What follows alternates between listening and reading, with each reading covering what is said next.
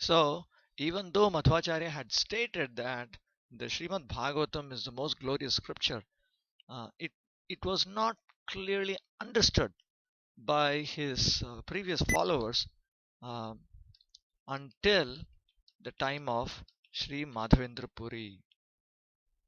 So, Madhavendra Puri and his followers are distinct because they take the Srimad Bhagavatam exactly as it has been stated there. It is the final scripture which clarifies the meaning of everything else, and uh, no further scripture clarifies its meaning.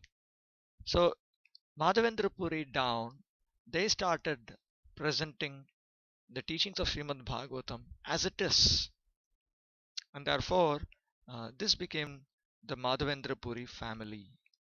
So Lord Chaitanya Mahaprabhu was very very happy to meet someone who was in the who was initiated in the line and teachings of Madhavendra Puri.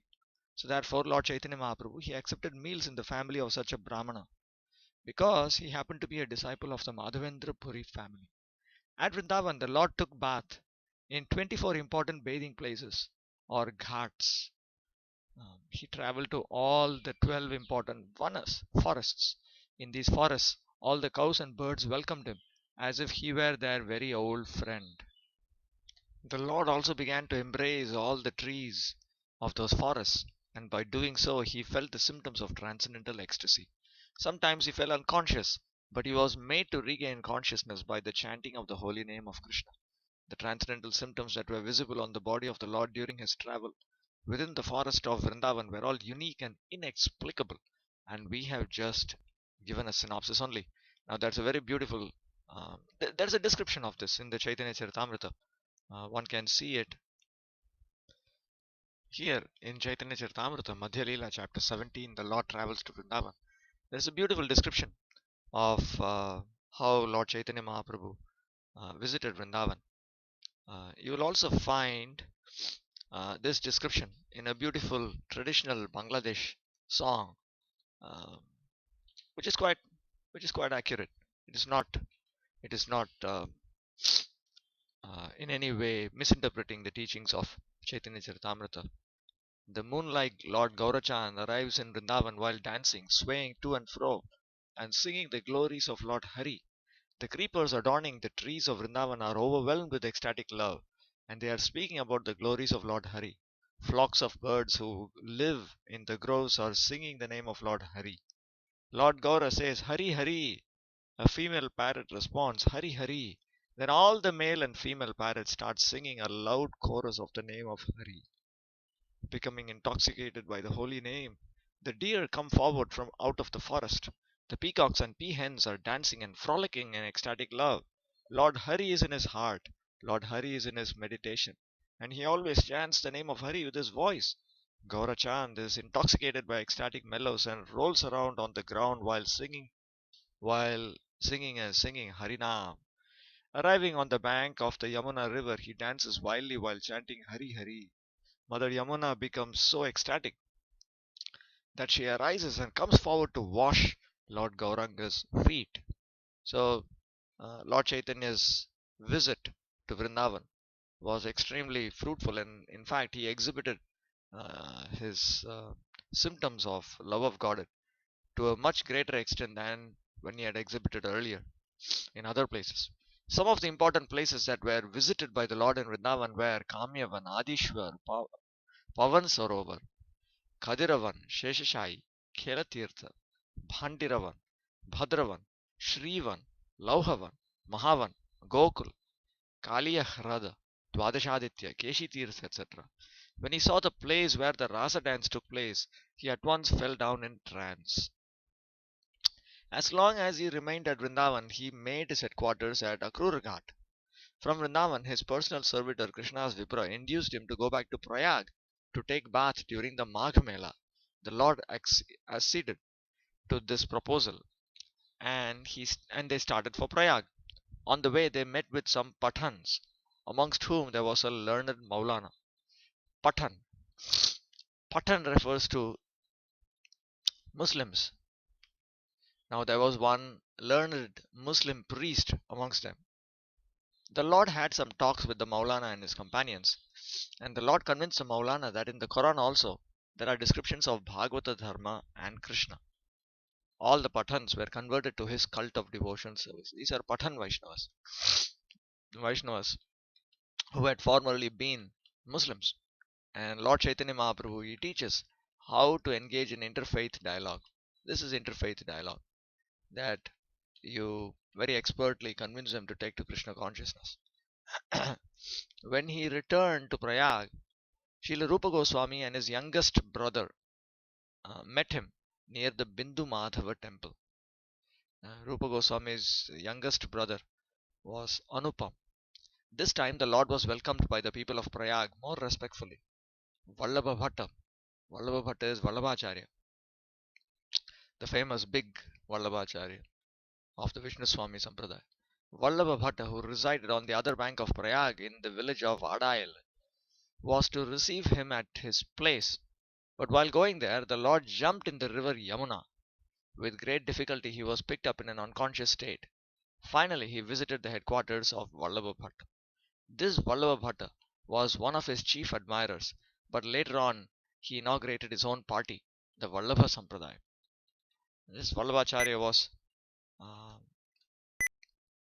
initially listening to Lord Chaitanya Mahaprabhu, but when he wrote a commentary on the Srimad Bhagavatam, in which he tried to refute the teachings of Sri Sridhara Swami due to certain misunderstandings, Lord Chaitanya Mahaprabhu um, corrected him, and then Vallabhacharya he formed his own sampradaya, the Vallabha Sampradaya.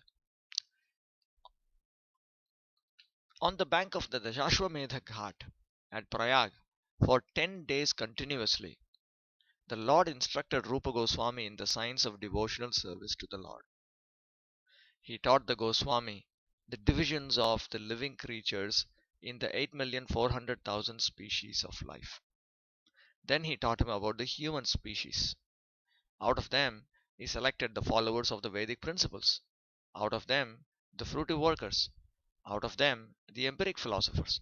And out of them, the liberated souls. He said that among liberated souls, there are only a few who are actually pure devotees of Lord Sri Krishna. So, the whole idea is uh, there are very, very few pure devotees of the Supreme Personality of Godhead Krishna. Um, this is a very, very small subset of living entities in this world. Srila Rupa Goswami was the younger brother of Sanatana Goswami, and when he retired from service, he brought with him two boats full of gold coins. This means that he brought with him some hundreds of thousands of rupees accumulated by the labor of his service. And before leaving home for Lord Chaitanya Mahaprabhu, he divided the wealth as follows: 50% for the service of the Lord and his devotees, 25% for relatives, and 25% for his personal needs in case of emergency. In that way, he set an example for all householders. So, this is for us to follow. 50% of our income, we should give it away for the service of the Supreme Personality of Godhead and his devotees. 25% can be kept for personal needs, and 25% should be kept for relatives, because family men are meant to maintain themselves and maintain others in need. That is the duty of a householder. And Rupa Goswami, he pointed out how we should utilize the money. If we cannot even conceive of donating 50% of our income, of our earning, then at least we can start with 5% or start with 1%, and then we can increase it 2, 3, 4, 5%, and then increase it to 10%, and then 15%, 20%, 25, 30, 35, 40, 45, 50. Somewhere we have to start. Krishna will give us the ability to have sufficient money in order to serve him as per Rupa Goswami's teachings. The Lord taught the Goswami about devotional service, comparing it to a creeper, and advised him to protect the bhakti creeper most carefully against the mad elephant offense against the pure devotees. This is called Vaishnava Aparad, and Lord Chaitanya Mahaprabhu has pointed out that if we engage in the mad elephant offense. He compared an offense uh, to a pure devotee to a mad elephant. A mad elephant can easily destroy a garden in no time.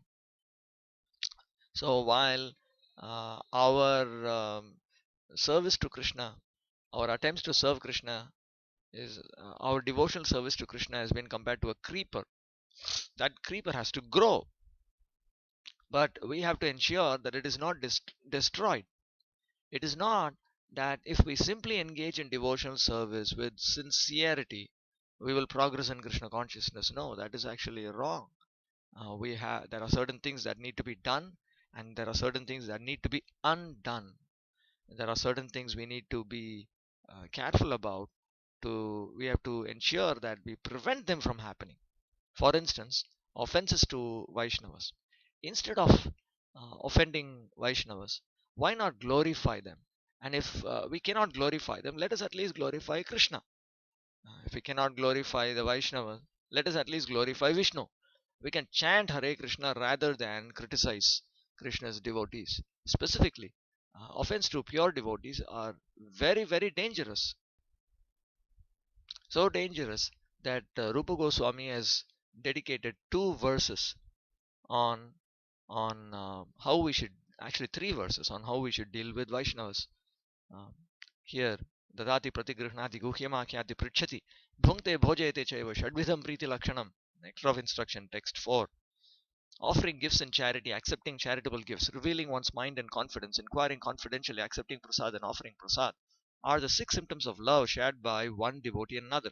These are six ways of developing a personal relationship with another person, but this should be done within religious principles only amongst practicing Vaishnavas. Inferior Vaishnavas should offer gifts and charity to superior Vaishnavas. Inferior and superior is calculated according to spiritual progress. Superior Vaishnavas are duty bound to accept charitable gifts in order to help inferior Vaishnavas progress in Krishna consciousness. An inferior Vaishnava should reveal one's mind and confidence in order to progress in Krishna consciousness. Uh, in fact, they should actually inquire confidentially. And the superior Vaishnava should reveal one's mind in an answer to this inquiry in confidence. Accepting prasad is a duty of a superior Vaishnava, and inferior Vaishnava should offer prasad to superior Vaishnavas.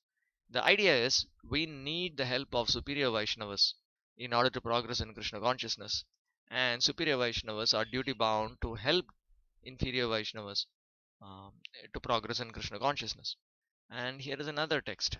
Krishneti yasya giritam manasadriyet dikshasya chet pranatibhischa bhajantamisham shushrushaya bhajana vigyamananyamanya nindadi shunya hritam ipsita sangalabdhya.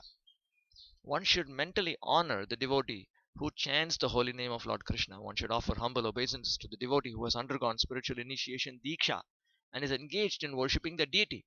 And one should associate with and faithfully serve that pure devotee who has advanced in undeviated devotional service and whose heart is completely devoid of the propensity to criticize others.